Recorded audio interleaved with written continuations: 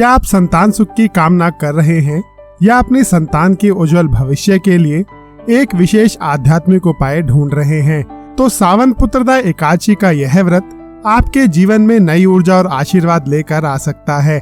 यह सिर्फ एक धार्मिक तिथि नहीं बल्कि आस्था और पुण्य का ऐसा अवसर है जो आपके जीवन की दिशा बदल सकता है। हिंदू धर्म में एकादशी का विशेष महत्व होता है, विशेषकर जब वह श्रावण मास जैसे पवित्र महीने में आती है।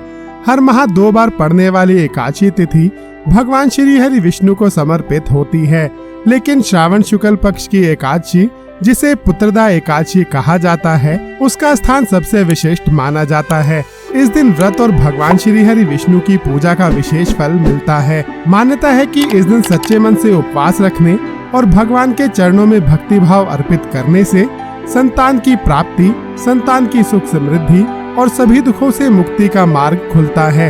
यही नहीं, इस दिन भगवान श्री हरि विष्णु के साथ साथ भगवान शिव की आराधना भी की जाती है, जिससे यह व्रत और भी प्रभावशाली बन जाता है।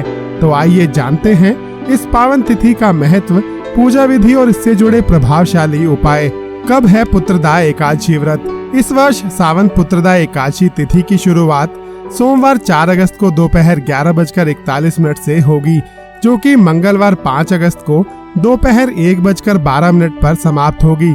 उदया तिथि के अनुसार एकादशी व्रत 5 अगस्त मंगलवार के दिन ही रखा जाएगा। पुत्रदा एकादशी व्रत का पारण समय बुधवार 6 अगस्त को सुबह 5:45 से लेकर 8:26 तक रहेगा। पुत्रदा एकादशी व्रत पूजा विधि। सावन पुत्रदा एकादशी के दिन निम्न विधि से पूजा करें। प्रातःकाल स्नान कर व्रत का संकल्प लें।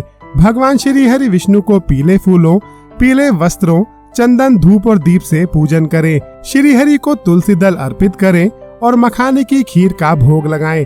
भगवान श्री हरि विष्णु के मंत्रों ओम नमो भगवते वासुदेवाय तथा कृष्णाय वासुदेवाय हरे परमात्मने का जाप करें। व्रत कथा सुने और दिन भर भगवान का स्मरण करते रहें।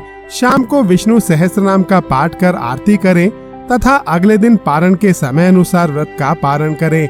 पुत्रदा एकादशी के दिन क्या ना करें? व्रत के दौरान कुछ बातों का विशेष रूप से ध्यान रखना चाहिए। अन्न, चावल और मसालेदार भोजन का सेवन ना करें। क्रोध, वाद विवाद और अपवित्र विचारों से दूर रहें।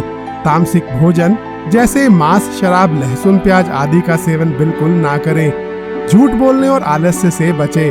ब्रह्मचर्य का पालन करें। यह व्रत संयम और श्रद्धा का प्रतीक है, इसलिए मन, वचन और कर्म की पवित्रता बनाए रखें। पुत्र प्राप्ति के लिए विशेष उपाय।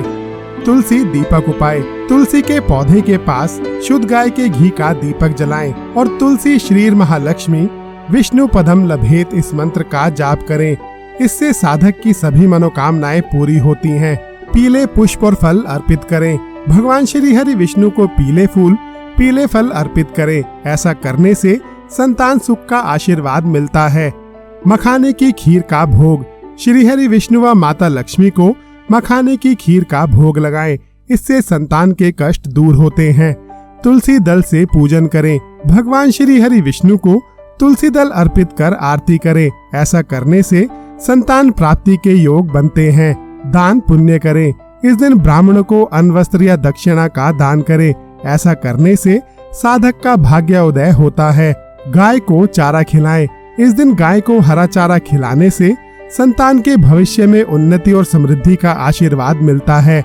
सावन पुत्रदा एकादशी का व्रत केवल धार्मिक कर्तव्य नहीं बल्कि जीवन में सुख, शांति और संतान सुख पाने का दिव्य माध्यम है।